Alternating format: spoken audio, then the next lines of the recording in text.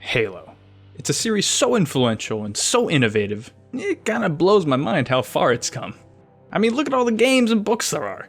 And there's even a TV show now, not a very good one, but still. And all of it started with just this book and this game. Microsoft owes so much of the Xbox's success to the Halo series. It's a game that wowed all of the gaming world with its innovative gameplay, expansive and breathtaking levels, and fascinating story, characters, and setting. Playing through it, it's no surprise why it's known as the killer app for the original Xbox, and often touted as one of the greatest video games of all time. The game kickstarted the Bungie era of Halo games, a time where Halo was still under control of its original developers and... What are you doing? No one asked for you to be here. Shoo! Go away! What was I saying? Oh yes. And this era was a time that saw Bungie become one of the biggest players in the gaming industry in the 2000s. So much of what was innovative and creative about Halo inspired others to include in their games. Satisfying controls, regenerating health. I mean, pick up a modern shooter and compare it to Halo CE, and you'll find that they feel incredibly similar. It brought console shooters to the mainstream. But that doesn't mean it's perfect. It's full of awkward design choices, frustrating and repetitive gameplay elements, and an abundance of reused levels and assets. But you don't need to be perfect to be innovative, amazing, beloved, or even a masterpiece. You can be flawed, and that's okay. In spite of its shortcomings, it's still an amazing game, and one that's influenced and inspired an entire generation of us. So let's all relax for a bit, discuss what the game did well and what it could have done better, and look back on one of the best and most influential games of all time. Without further ado, this is my review of Halo Combat Evolved.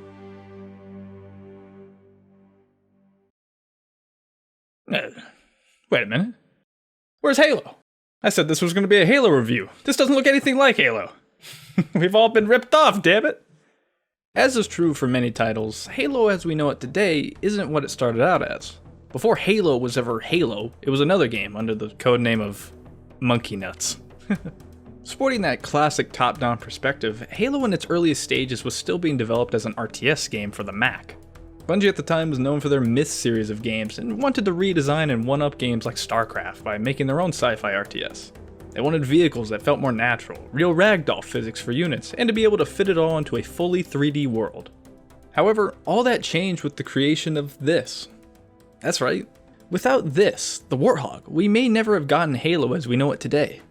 The feeling of driving the Warthog in this 3D world was just so fun, and as time went on, that classic RTS perspective just got even closer to the player.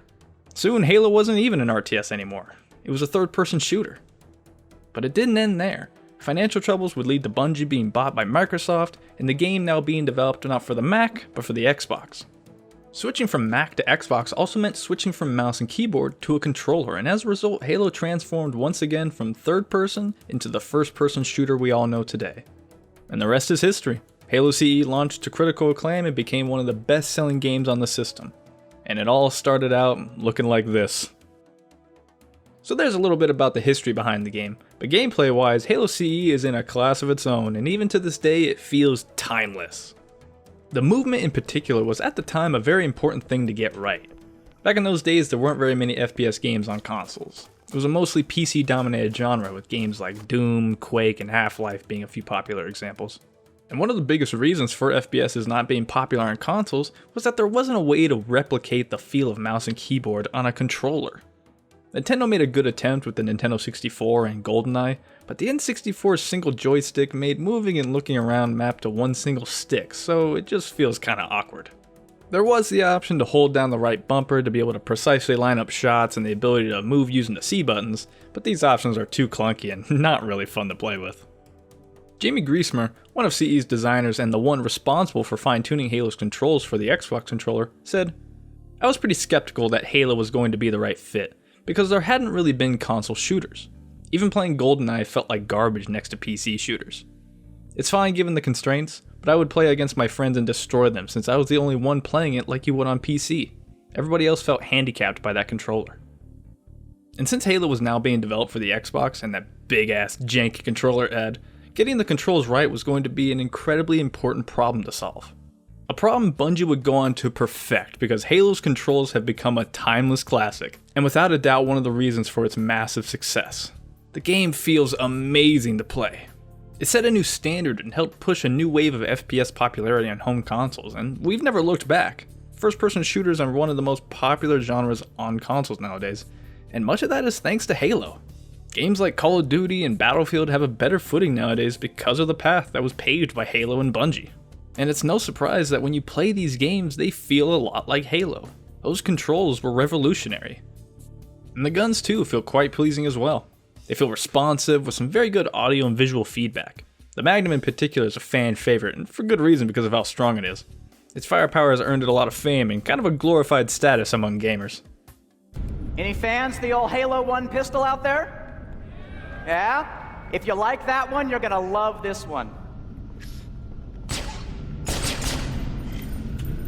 And the game also forces you to strategize around your weapons because of the 2-weapon limit. Many FPS games of the time had you carrying around an entire arsenal to use as you saw fit, but Halo limits you to 2, and as such you're constantly making decisions on how you want to play the game. Do I take the Spanker knowing it'll run out of ammo quickly? Should I hang back with the sniper rifle and pick them off from afar? This limitation forces you to choose how you play the game on a moment-to-moment basis. It also creates a fun quirk to the gameplay loop, that being that you're constantly using different weapons. Something I really like as well is how the Covenant weapons aren't exactly just reskins of the UNSC weapons. The plasma rifle, for example, is less spray and pray like its human counterpart, but it's actually quite accurate and precise, making it a viable alternative to the AR, rather than just a purple alien version of the same gun. The plasma pistol too differs greatly from the Magnum, and the Needler is in a realm of all its own with its explosive homing shots. There are similarities like how the assault rifle and plasma rifle are mirrors of each other in the gameplay, but when it comes down to the feelings of these weapons, they differ from each other dramatically. They act on their own and have their own strengths and weaknesses that the others don't have, and that's something I think is really good game design. However, most of the time, the Covenant weapons are just straight up better. One last note about weapons is that they look freaking awesome. The assault rifle in particular, with its bullet counter and bullpup design being one of the most recognizable guns in gaming. And I also just love all the animations associated with the guns. How every time you pull out the AR, Chief knocks the safety, or when you pull out the Magnum, you cock the slide back. Or when melee attacking with the Magnum, you flip the gun back into your hand. Same with the Needler, you purposely shove the spikes towards your enemies. There's just something about this game's animations that makes them my favorite in the whole series. They have this weightiness, this stylish to them that the other games just don't replicate. That's one of CE's greatest strengths. The designers really nailed the look and feel of the gameplay. Vehicles too are plentiful and very fun to drive around. I mean, like I said earlier, the Warthog and how fun it is to drive is one of the reasons we have this version of Halo in the first place. The vehicles are such a cornerstone of the series, and one of Halo's most distinct features. They're fun to drive, cool to look at, and they offer a great break in the normal gameplay loop. Sure, they can be kinda jank to drive at times, but Bungie was smart enough to add the flip vehicle feature to the game. And can I just say, what an amazing feature. Literally every game with vehicles should have this, and I'm amazed some still don't. And the sections with vehicles are often some of the most fun in the game, especially the Warthog run at the end. I used to think that the Warthog run wasn't very fun because of how the Warthog feels kinda glidey sometimes, but I've changed my mind, and I can say that this ending part is incredibly fun, and something I do actually look forward to a lot. Halo also wasn't the first game to invent recharging health, but it was definitely one of the most influential games with it. So many FPS games can trace the recharging health system back to Halo CE. And since the game has a recharging shield, it kinda has the best of both worlds. You're still able to eat a few shots and play aggressively or casually without losing anything, so combat is less worrisome and more fun. So I think it's a shame they removed the health bar in the later games. Another thing I really like is the appearance of overshields and invisibility during a few levels of the campaign. One example being during the Pillar of Autumn. If you enter a Covenant boarding ship, you'll find a couple of overshields in the back. I like these things, not for some crazy gameplay reason, but because they actually just remind me of power-ups from classic games like Mario. Just a little reward and bonus to help you on your journey. As for difficulty, easy mode is laughably easy. Honestly, you feel like the god of death most of the time. And normal mode isn't much better. It does offer a fair challenge, but I often found it to be a little too easy as well. Heroic, though, makes you start to feel like you're finally having to take cover more often and play more conservatively because the Covenant do a good amount more damage. But Legendary is hard. It is a great test of your mastery over the game. There are way more enemies than on the lower modes, they shoot much faster, have increased health, and of course, they do way more damage. One very important aspect about CE on Legendary though, is that the game is still fair. The game without a doubt is hard, but there's very little bullshit like Saiyan 2 with those sniper jackals, or enemies killing you within a second. There's still a little bit of that, like the rocket flood, but for the most part when you die, it's on you. You didn't plan well enough, or utilize your equipment efficiently, or you just straight played sloppily. So it's hard, yes, but it's not impossible nor filled to the brim with one-shotting nonsense. It's just a huge challenge, and as a result it's really fun and rewarding to play. A neat detail as well is that there are a few little changes that happen upon playing on different difficulties. Like how Johnson's speech at the beginning changes for every difficulty.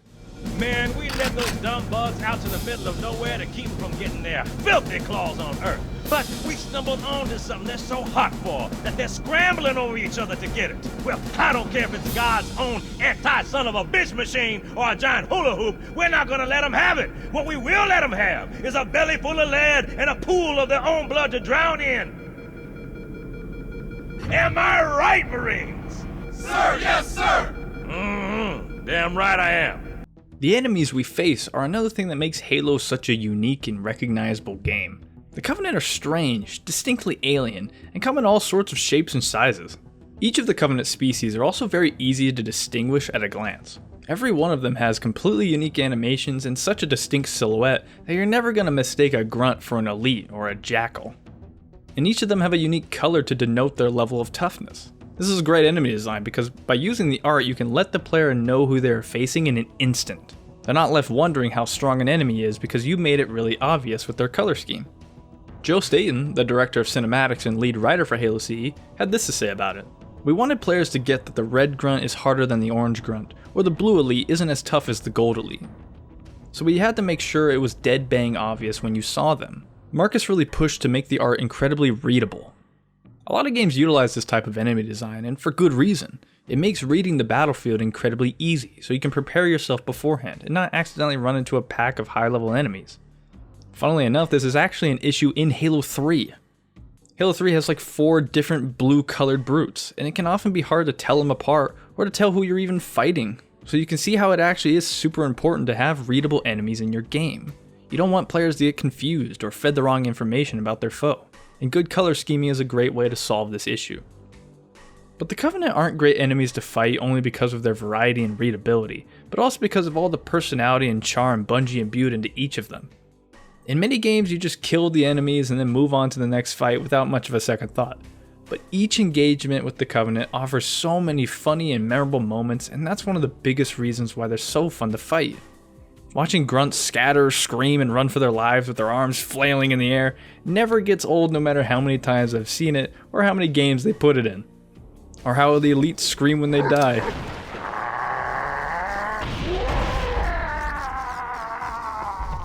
Or just all the little commentary and sounds they make during a fight.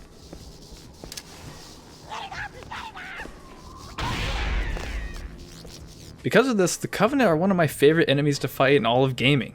I can't think of very many others who match that level of personality that every one of them has.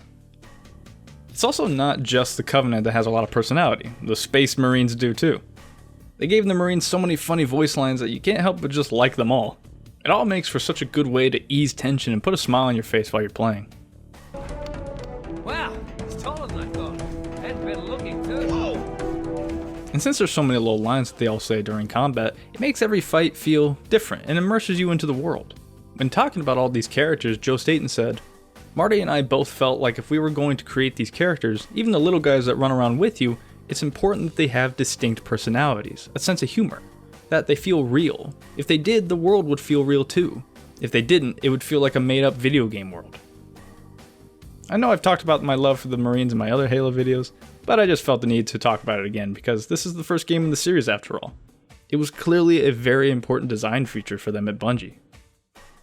And of course, we have to talk about one of Halo's best kept secrets, the Flood. The Flood are a lot different from the Covenant that we normally face because of the fact that they basically act like zombies. Their AI isn't all that smart and their combat forms will often just try to swarm and melee you. But at times they are able to equip different weapons like the assault rifle and rocket launcher, so in that regard we do have some variety among them. However, I can't help but feel that fighting the Flood is often a very frustrating experience. There's so many times where they will just swarm the hell out of you and continuously blow you up that it can become very annoying to fight them. And they really packed them in the later half of the game, so if you don't like them very much, you're probably not going to like the last 50% of the campaign. But besides good enemies, a game also needs good levels and environments to really add to the gameplay, and in this regard, Halo CE does it incredibly well. It also does it incredibly not well, and I know there are a lot of negatives in this area, but let's start with the good things first. For starters, the game has a great amount of environmental diversity. Halo 2 still holds the #1 spot in this category for me, but I still think Halo CE excels in this more than I let on in my Halo 2 video. The game's got levels that take place in a wide range of places, like the Pillar of Autumn at the beginning, later on the Truth and Reconciliation, and the multitude of Forerunner facilities. Some really good looking sci-fi areas. And let's not forget about the Halo Ring itself. The ring has also got a broad range of environments and biomes such as lush green forests, dark canyons, sandy beaches, snow-covered ravines, and dank swamps. They all look incredibly good, and playing in them gives players a lot of interesting scenery to admire and get immersed in. The areas are familiar and Earth-like while also being very foreign and alien at the same time, like these strange glowing trees on 343 Guilty Spark. Another note is that there's good variety in the gameplay of the levels as well. Like Truth and Reconciliation is clearly meant as a nighttime sniping mission. They even give you way more sniper ammo to encourage you to use it and have fun sniping. The vehicle segments too. Assault on the Control Room has us being able to drive a tank, or a Warthog, or a Ghost through the valley. This kind of level variety adds a nice touch of spice that makes every level feel unique and individual, as well as giving them a gameplay purpose. However, as much as I like the levels, there are some glaring flaws, especially where variety is concerned. Many areas of levels are reused a lot, and it can get old really fast. Especially on a long level like Assault on the Control Room, we see these same hallways and rooms over and over again. And to make this even worse, Two Betrayals is literally the same level but played in the opposite direction, so now we have to go through much of the same dull areas again, but just backwards this time. That's a big no-no, not fun. Not fun at all. Luckily though, the snowy ravine part is still fun, and offers different encounters. This point highlights one of Halo CE's most glaring flaws, and that's that the last levels repurpose so many areas from previous levels. Marcus Lehto, the co-creator and art director of Combat Evolved, had this to say about it. There was no way we would be able to build everything for the story, which worried us. We were up against a very hard deadline, so I floated the idea of reusing some of the environments, and we shamelessly reused at least 3 or 4, played through backwards and modified a little bit.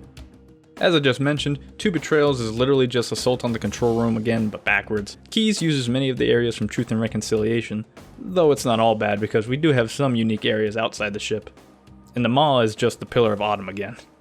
However, this too isn't all bad because of the fact that the environments themselves have changed and evolved a lot since the beginning of the game. The walls and floors have clearly deteriorated and have this unsightly texture to them. Paul Bertone, another designer for CE, even celebrates this by saying, "The designers worked really hard to make each area unique. Take the 2 Pillar of Autumn levels, in the air and after its crash. The artists worked their asses off to make that look and feel different in almost no time." One outlier though is the library, and it's a special case because it doesn't reuse areas from other levels, it straight up reuses its same original areas for the entire level. And as I'm sure you're well aware, it is an awful experience to play. And to make it even worse, the areas aren't at all interesting or eye-catching. It's just these same dark hallways for like 45 minutes or longer if you get rocketed at some point. The levels too put a big emphasis on being these large, wide-open sandboxes to explore and get lost in, and that was a big deal back in the day. As Stuart Mulder, the then general manager of Microsoft Game Studios, puts it, first-person shooters were generally tunnel-based back then, kind of claustrophobic experiences. And that Halo was outside in this alien landscape. It had a sense of galactic scale that was really amazing to see. Halo, the level that captured the hearts of so many gamers, especially emphasizes exploration. Right from the get-go, Cortana advised you to get away from the crash site, but where do you go? It's up to you to find your way around and locate the other survivors. And later in the level, when you're looking for the lifeboats, it's up to you to go out in your Warthog, explore the surrounding areas, and find and rescue them. And you know what? It's really fun. Even for a game that was released in 2001, it's still a blast running and driving around these levels, especially driving. I don't think it's a coincidence that right when you first get the Warthog, the landscape has a kind of ramp-looking curviness to it. Like they want you to drive and jump around a bit before going on with the rest of the level. Another example is during the Silent Cartographer. You're tasked with exploring this big old island. And the neat thing about it is that you don't even have to drive on the forged path. You can drive on the beach and skip past some enemies and reach the first building from a different angle than most players. There's even some overshield down there waiting for you. This kind of non-linear level design is great because it rewards creativity and thinking outside the box a little bit. The levels also include many clever design decisions that either help teach the player something or just overall really enhance the experience. An example I can think of is how the grenades are introduced to the player during the Pillar of Autumn. During the end of the level, there's this table with grenades just spilling out of it, enticing you to just nuke all the enemies on the other side. It may be a small design choice, but it nevertheless had an impact on me and provided a novel gameplay section. I also really like the run to the bridge because it starts off the game with a literal bang, with some epic music and a real sense of urgency and anxiety as you run around without a gun. It's an incredibly exciting way to start off the game and show players what they're in for. And later in the level too, there's multiple points where you can flank the Covenant and give yourself an advantage in the fight. Like right here, you can either walk into the first open turn you see, or you can keep going down the hallway and sneak past all the enemies and get a chance to assassinate an elite. Or, of course, you could always just go in head first and guns blazing if you so choose. Doesn't really matter. What matters is that they made it a possibility. And that's just good level design. The use of atmosphere and environmental storytelling is also worth noting, especially in 343 Guilty Spark. Right at the beginning, we're set on edge with this disturbing, static-filled radio, all the while this large swamp lies ahead of us. And as we make our way through the swamp, we can see strange creatures in the distance. Something that doesn't match the silhouettes or readability that the Covenant have. And once inside the Formulator facility we're looking for, the scene is absolutely gory with blood spilled everywhere and Covenant are fleeing for their lives. You can even notice strange substances oozing from the ceiling. We come across more scenes of gore and violence until we meet a Marine who has seemingly gone mad with what he's seen in here. Stay back! You're not turning me into one of those things! The environmental storytelling brings up so many questions. What caused all this damage? Who are the Covenant running from? And what scared this Marine so badly he's gone insane? What's got him all so spooked? Moving on to the last room, we're greeted with creeping sounds coming from behind us and a dead body propped up against the door. And on the floor is a helmet that recorded these Marines' final moments. And I love how the helmet's recorded footage is all grainy, reminiscent of movies like the Blair Witch Project with their found footage kind of aesthetic. And we learn that they were attacked by new alien monsters, and soon enough the whole room is swarming with them, and our objective is simply to escape. I love this level and the build up to the Flood reveal so much. The dank swamp, seeing the Flood in the distance but not entirely recognizing them, the crazy amount of blood poured all over the place, and then the found footage at the end creates such a good horror atmosphere, and is perhaps something people aren't expecting from a first-person shooter which, up to this point, had been full of action. Bungie went to such lengths to keep the Flood a secret too. They don't even appear in the game manual at all. And it sucks having not played Halo CE first, because I'm sure this twist would have been even more amazing had I not known about the Flood beforehand. However, I really don't like this level with the Anniversary graphics, because it feels like much of the atmosphere is negatively impacted by the new environments. Take for example the amount of blood. The Anniversary Edition really tones down the amount of gore you come across, and I think that really hurts the feeling of the level. I mean, we're walking into this place that even the Covenant are tripping over themselves trying to get away from, and finding all this blood and gore really adds to the horror and confusion of the situation. I mean, look at this dead Marine and tell me you don't feel a difference between both sets of graphics. It looks like the blood is long since dried up in the Anniversary Edition, but in the original it looks like he was just massacred. It's strange too, since once you're in the room where they all died, you can see all sorts of blood splatters all over the place, so I guess they just wanted to save it for this room only? And the lighting too is heavily affected and not for the better. The level before was quite dark and that was very fitting, but the Anniversary graphics brighten everything up so this place is fully lit now. I mean, what's to be so afraid of when you turn all the damn lights on? Whenever I think about Halo 1, a few things come to mind.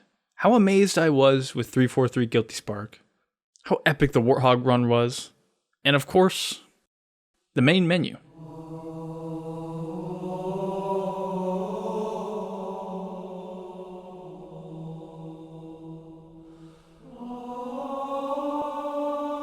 If there's a song or track to describe my teenage gaming years, it would without a doubt be Halo's theme. This music helped give Halo an identity, and hearing its unique sound, it's no surprise the theme is so iconic. It establishes Halo's significance and gives it an air of mystique that few games can match. After all, Marty O'Donnell himself has even said that the theme is in a lot of ways a jingle for Halo, and was designed that way to get stuck in your head.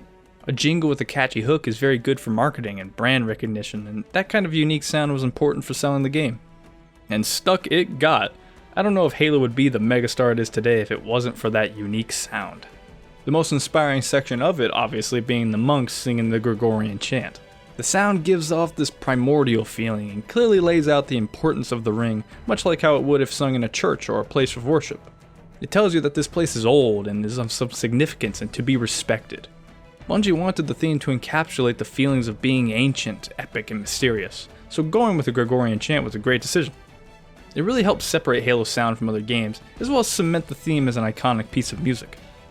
And it's not just the first game in the series. All the Halo games either share the theme or include elements of it in their music as well. So it's a really great connecting thread between all the Halo games. But it's not just the theme that is unique and iconic. The game is filled to the brim with catchy and memorable sounding music, with a great utilization of a wide variety of instruments, with a particular love for strings and percussions.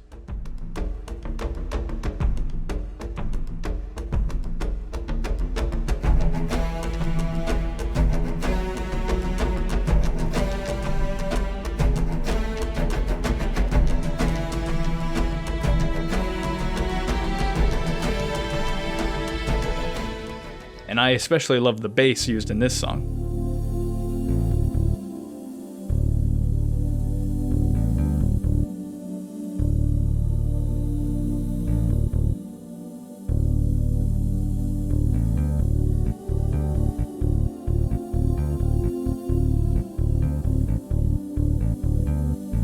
The monk singing adds a lot to the unique sound, as I said before, and as Marty O'Donnell said, monk singing makes you feel ancient.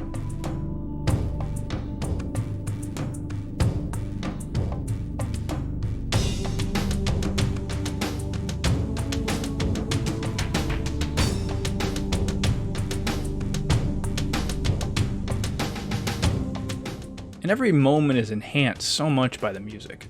Take the beginning for example. You run out of the cryo bay with no music playing, only for your guide to then blow up in a loud explosion. And just as that explosion hits, the drums kick in, almost like war drums signifying the start to the game.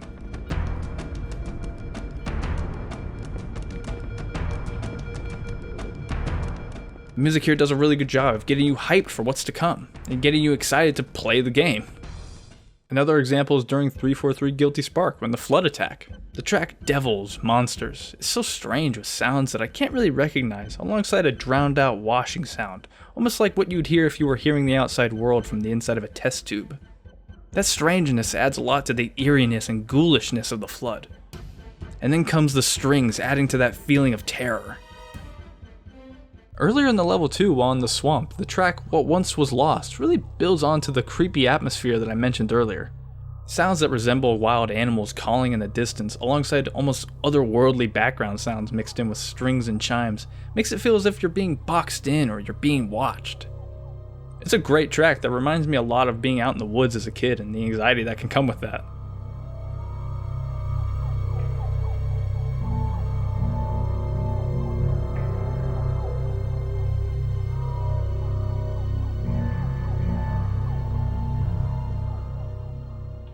However, the music is not all doom and gloom though. The song Brothers in Arms is an epic and heroic sounding track that feels inspiring to listen to.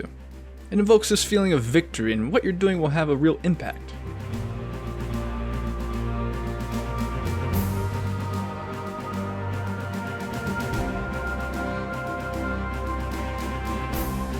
It plays in a few places, but one example is during the last assault on the first group of survivors during the mission Halo. I like this use of it because it's a good send-off to the fight and makes me feel like a hero and savior as I finish off the last of the Covenant forces. And that's one of the soundtrack's biggest triumphs, being able to have a heavy impact on the player. Being able to make me feel something.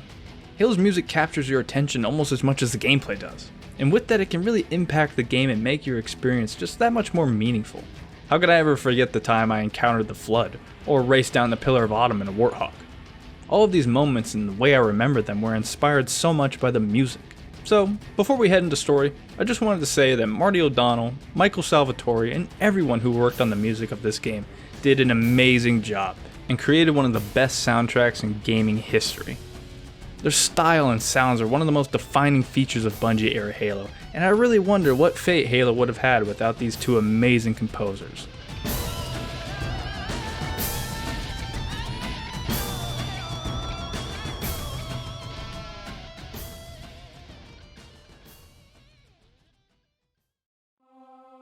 The story of the game by itself is pretty good for what it is, that being an action-focused FPS game. For starters, the setting of the story is absolutely incredible. A floating ring world out in the middle of space is a wonderful place for a sci-fi story to take place. Alongside that, the story of the ring itself and its significance to the Covenant and Flood is exciting and fun to see play out. In terms of the story and its writing, it can be really good at some points with great dialogue that immerses you into the story and where they generally got some good laughs out of me. But it can also be kind of strange at other times, like why does Cortana not tell the Chief about the Flood? Like there's clearly enough time to explain to him the danger, but they chose for her to remain purposefully withdrawn. And I know that it's to make sure the Flood stays a secret from the player, but the way they went about doing that is not very good in my opinion. Perhaps a security system could have intercepted Cortana and stop Keyes was the only thing she could muster before shutting off or something like that. Something more natural where Chief doesn't receive the information on the Flood, but is still compelled to go stop Keyes. I mean, Cortana literally says the Covenant found something and now they're afraid. Like, she's a computer plugged into the ring. She clearly knows what's waiting for us and just doesn't tell us. So it's weird, I don't like it. Another example is why does the Monitor not just teleport us directly to the Index? It all feels very contrived that he has the ability to teleport us and yet we still have to fight and climb our way up to where we need to go. The energy field of Bombus contains the Index. We must get up there. Brother, then why did you teleport me to the bottom floor? It doesn't make any damn sense. It's pretty obvious he can teleport us wherever he wants. I mean, he teleported us when we were in the middle of a swamp. I don't think it's much of a stretch to say that he could have plopped us on the very top of the level. At the end of the day, the game doesn't tell us why, and it's kind of awkward as a result. But it's not all bad, and the game's story at times is really good. The Flood twist actually being one of the best parts about the story to me. It sets up the story to have much higher stakes than before. Before we were just trying to escape the Covenant and not lead them back to Earth. But now we find ourselves on a super weapon that can wipe out all life in the galaxy with frickin' xenomorphs running around. It's a surprisingly good twist and subversion of the whole narrative, and it sheds so much light on Halo's darkest secret. Spark's betrayal is another good twist because it reveals what Halo even is. We've spent the whole game on it, but without ever knowing what it's even doing here, or what it does. So finding out that Halo's job is to not destroy the Flood, but instead destroy its source of food, is cool and an exciting story development. It makes us feel so small compared to the force of nature that is the Flood. A real galactic level threat. The dialogue too, for the most part, is also very well done. When characters speak, they feel real, and that's only made better by the voice actors. Steve Downes, Jen Taylor, Pete Stacker, David Scully, and everyone who did voice work for the game really kicked ass and brought each of their characters to life. And speaking of characters, I do want to touch on them as well a bit. There are no real character arcs during the game, so don't expect much of that, but the characters themselves like Captain Keyes, Spark, Johnson, and of course Cortana and Chief are all very likable and really help push the story forward. They each have a distinct personality that sets them apart from the rest and does a really good job of making them all likable in some way. Keyes is your respectable and level-headed captain, the type who will gallantly go down with his ship. Johnson is brash and commanding with a really good sense of humor. And Spark is a Forerunner robot whose behavior and ramblings to himself brings up a very good question of his sanity. The guy acts like a damn lunatic, and you know since he's been here on the ring alone for so long, it makes you wonder if he's really all there, or did they just program him to be that way? And what about his creators, the Forerunners? So many questions to be asked, and just the fact that I'm asking shows how Halo's characters get their claws into you. So much of them isn't known to us, and that mystery just makes them all the more interesting. I do think much of Spark's backstory is in one of the novels though, but I haven't read it yet. And of course we have our two main characters, the Master Chief and Cortana.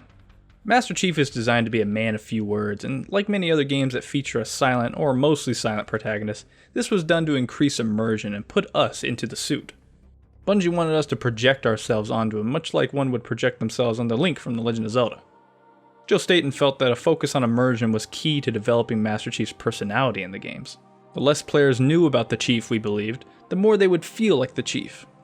He also went on to say that immersion was the main goal here. Also, keeping Chief a man of few words reinforced what we wanted to be a tough-as-nails soldierly persona. And Cortana is the complete opposite and much of the time acts as our voice. Joe Staten has also said that they needed some sort of companion to guide the player through the game, so an onboard AI was a smart and convenient addition to do that job. However, as time went on, Cortana became less of a guide and more of a character in her own right. Someone who could be a friend to the Chief, and as Staten puts it, the only person to poke revealing holes in his tough guy exterior. Through his interactions with Cortana, the Chief revealed his humanity. And it really is during these moments with Chief and Cortana, we can really see more of the man under the suit. Oh, I see. The coordinate data needs to be... Right. Sorry. Chief's not a fully silent protagonist or blank slate. We can see from these moments that he has a personality and a very obvious sense of humor. He's still mostly silent, but for some brief moments in the game, we can really get a glimpse of the man he really is. But I think he succeeds so much as a protagonist because of the fact that he does the best of both worlds. He is charming and funny, while also being very easy to identify as during gameplay. Like how Link in Breath of the Wild has charming character traits like celebrating while cooking, but at the same time is a reflection of us and our choices as players. Being able to be him during gameplay is fun, but being able to see him be himself with Cortana during cutscenes is also extremely nice and gratifying. So, in the end, I really like the story of Halo CE. It wowed me with its presentation and had me questioning everything about this universe and its characters.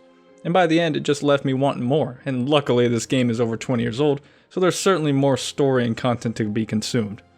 And that's just another one of Halo's crowning achievements. The work put into the story, the characters, and the lore has blossomed into so many different media works like all the novels, comic books, web series, the rest of the games, the TV show, and all the merchandising. The story of Halo has expanded farther than I'm sure anyone at Microsoft or Bungie could have ever foreseen, and it's brought this great story and series to so many different people. And it all started with this book and this game.